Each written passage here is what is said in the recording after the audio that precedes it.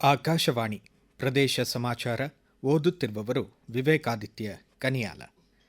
ಮಹಿಳೆಯರ ರಕ್ಷಣೆಗಾಗಿ ವಿಜಯ ಮಹಿಳಾ ಸುರಕ್ಷಾ ಪಡೆ ಕಾರ್ಯಾರಂಭಿಸಿದೆ ಎಂದು ವಿಜಯನಗರ ಜಿಲ್ಲಾಧಿಕಾರಿ ಕವಿತಾ ಮನ್ನಿಕೇರಿ ತಿಳಿಸಿದ್ದಾರೆ.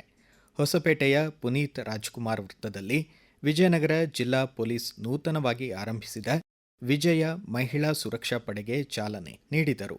ಜಿಲ್ಲಾ ಪೊಲೀಸ್ ವರಿಷ್ಠಾಧಿಕಾರಿ ಎಸ್ ಜಾಹ್ನವಿ ಮಾತನಾಡಿ, ವಿಶೇಷ ವಾಟ್ಸ್ಆ್ಯಪ್ ಹಾಗೂ ಸಹಾಯವಾಣಿ ಆರಂಭಿಸಲಾಗಿದೆ. ವಿಜಯ ಮಹಿಳಾ ಸುರಕ್ಷಾ ಪಡೆಯಲ್ಲಿ ನಿಯೋಜಿತ ಮಹಿಳಾ ಪೊಲೀಸರಿಗೆ ಕೌಟುಂಬಿಕ ದೌರ್ಜನ್ಯ, ಪೋಸ್ಕೋ, ಬಾಲ್ಯ ವಿವಾಹ ನಿಷೇಧ, ಬಾಲ ಹಾಗೂ ಕಿಶೋರ ಕಾರ್ಮಿಕ ನಿಷೇಧ ಕಾಯ್ದೆ ಸೇರಿದಂತೆ ಮಕ್ಕಳನ್ನು ಲೈಂಗಿಕ ಶೋಷಣೆಯಿಂದ ರಕ್ಷಿಸಲು ವಿಶೇಷ ತರಬೇತಿ ನೀಡಲಾಗಿದೆ ಎಂದರು. ಮನೋ ಆರೋಗ್ಯ ಸಂಸ್ಥೆಗಳನ್ನು ಖಾಸಗಿ ವೈದ್ಯಕೀಯ ಸಂಸ್ಥೆಯ ಪರಿಭಾಷೆಯೊಳಗೆ ಸೇರಿಸಲು ಹಾಗೂ ಇತರೆ ವೈದ್ಯಕೀಯ ಸಂಸ್ಥೆಗಳ ನೋಂದಣಿಯನ್ನು ಸರಳಗೊಳಿಸಲು ಕರ್ನಾಟಕ ಖಾಸಗಿ ವೈದ್ಯಕೀಯ ಸಂಸ್ಥೆಗಳ ತಿದ್ದುಪಡಿ ವಿಧೇಯಕಕ್ಕೆ ವಿಧಾನಸಭೆ ಅಂಗೀಕಾರ ನೀಡಿತು.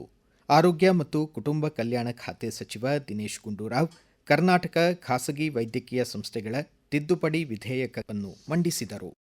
ಚಿಕ್ಕಮಗಳೂರು ವೈದ್ಯಕೀಯ ವಿಜ್ಞಾನಗಳ ಸಂಸ್ಥೆ ಖರೀದಿಸಿರುವ ಔಷಧಿ ಟೆಂಡರ್ ಬಗ್ಗೆ ಪರಿಶೀಲಿಸಲು ತಜ್ಞರ ಸಮಿತಿ ರಚಿಸಲಾಗುವುದು ಎಂದು ವೈದ್ಯಕೀಯ ಶಿಕ್ಷಣ ಖಾತೆ ಸಚಿವ ಶರಣಪ್ರಕಾಶ್ ಪಾಟೀಲ್ ತಿಳಿಸಿದ್ದಾರೆ.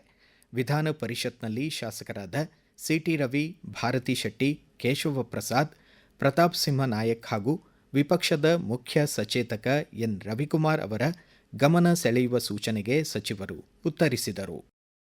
ರಷ್ಯಾದ ಮಾಸ್ಕೋ ನಗರದಲ್ಲಿ ಜರುಗಿದ ವರ್ಲ್ಡ್ ಚಾಂಪಿಯನ್ಶಿಪ್ ಪವರ್ ಲಿಫ್ಟಿಂಗ್ ಸ್ಪರ್ಧೆಯಲ್ಲಿ ಭಾರತವನ್ನು ಪ್ರತಿನಿಧಿಸಿದ ಚಿಕ್ಕಬಳ್ಳಾಪುರ ಜಿಲ್ಲೆ ಶಿಡ್ಲಘಟ್ಟ ತಾಲೂಕು ಮೇಲೂರು ಗ್ರಾಮದ ಪ್ರಜ್ವಲ್ ಗೌಡ ಅವರು ಒಟ್ಟು 5 ಚಿನ್ನದ ಪದಕಗಳನ್ನು ಜಯಿಸಿ ಎಲ್ಲರ ಗಮನ ಸೆಳೆದಿದ್ದಾರೆ. 16ನೇ ವಯಸ್ಸಿನಿಂದಲೇ ಪವರ್ ಲಿಫ್ಟಿಂಗ್ ಅಭ್ಯಾಸದಲ್ಲಿ ತೊಡಗಿರುವ ಪ್ರಜ್ವಲ್ ಗೌಡ ವಿಧಾನ ಪರಿಷತ್ತಿನ ಮಾಜಿ ಸದಸ್ಯ ಮೇಲೂರು ನಂಜುಂಡಪ್ಪ ಅವರ ಮರಿಮೊಮ್ಮಗ. ವಿಶೇಷ ಸಾಧನೆಗೈದಿರುವ ಪ್ರಜ್ವಲ್ ಗೌಡ ಅವರು ಪ್ರದೇಶ ಸಮಾಚಾರಕ್ಕಾಗಿ ತಮ್ಮ ಸಂತಸ ಹಂಚಿಕೊಂಡಿದ್ದಾರೆ. 2 ವರ್ಷದಿಂದ ಪವರ್ ಲಿಫ್ಟಿಂಗ್ ಮಾಡ್ತಾ ಇದ್ದೀನಿ. ಸಂಜಯನಗರಲ್ಲಿ ನಮ್ಮ ಗುರುಗಳಿದ್ದಾರೆ, ಫರಾನ್ ಹುಸೇನ್ ಅಂತ. ಅವರಿಂದಾನೇ ನಾನು ಈ ಪವರ್ ಲಿಫ್ಟಿಂಗ್ ಸ್ಪೋರ್ಟ್ಸ್ ಅಂತ ಬಂದಿದ್ದು. ರಷ್ಯಾ ಮಾಸ್ಕೋ ಅಲ್ಲಿ ಹೋಗಿದ್ದು ಕಾಂಪಿಟೇಷನ್ ಇದು ವರ್ಲ್ಡ್ ಚಾಂಪಿಯನ್ಶಿಪ್ ಅಂತ. 7 ದೇಶದಿಂದ ಬಂದಿದ್ರು, ಒಂದು US ಇಂದ ಬಂದಿದ್ರು, ಆಮೇಲೆ ಅಫ್ಘಾನಿಸ್ತಾನ್ ಅವರಿದ್ರು, ಇರಾನ್ ಅವರಿದ್ರು, ರಷ್ಯಾದವರು ಒಬ್ರಿದ್ರು, ಕಜಾಕಿಸ್ತಾನ್ ಅವರೊಬ್ಬರಿದ್ರು, ಆಮೇಲೆ ನ್ಯೂಜಿಲೆಂಡ್ ಕಡೆಯವರು ಒಬ್ರಿದ್ರು. ಸೊ ನಾನು ಇವಾಗ ಗೆದ್ದಿರೋದು 5 ಕಾಂಪಿಟೇಷನ್. ಒಂದು ಡೆಡ್ ಲಿಫ್ಟ್ ಅಲ್ಲಿ, ಒಂದು ಬೆಂಚ್ ಪ್ರೆಸ್ ಅಲ್ಲಿ, ಒಂದು ಸ್ಕ್ವಾಟ್ ಅಲ್ಲಿ, ಇನ್ನೊಂದು ಪುಷ್ ಪುಲ್ ಅಂತ, ಇನ್ನೊಂದು ಫುಲ್ ಪವರ್ ಲಿಫ್ಟಿಂಗ್ ಅಂತ ಎಲ್ಲ ಸೇರಿಸಿ ಒಂದು ಇವೆಂಟ್ ಇದೆ. ವಿನ್ನರ್ ಬಂದಿರೋ ತುಂಬಾ ಖುಷಿ ಅಂತ. ಇಷ್ಟು ಜನ ಬಂದು ಕಂಗ್ರಾಚುಲೇಷನ್ಸ್ ಹೇಳಿ ಇಷ್ಟೆಲ್ಲ ಖುಷಿ ಪಡ್ತಾರೆ ಅಂದ್ರೆ ನನಗೂ ಪ್ರೌಡ್ ಅನ್ಸುತ್ತೆ ಗೆದ್ದು ಬಂದಿರೋದಕ್ಕೆ. ತುಂಗಭದ್ರಾ ಜಲಾಶಯದಿಂದ ನೀರನ್ನು ನದಿಗೆ ಹೊರಬಿಡಲಾಗುತ್ತಿದ್ದು, ನೀರಿನ ಸಂಗ್ರಹ ಮಟ್ಟ 1613 ಅಡಿಗೆ ಈ ತಿಂಗಳಾಂತ್ಯದವರೆಗೆ ಬರುವ ನಿರೀಕ್ಷೆ ಇದೆ.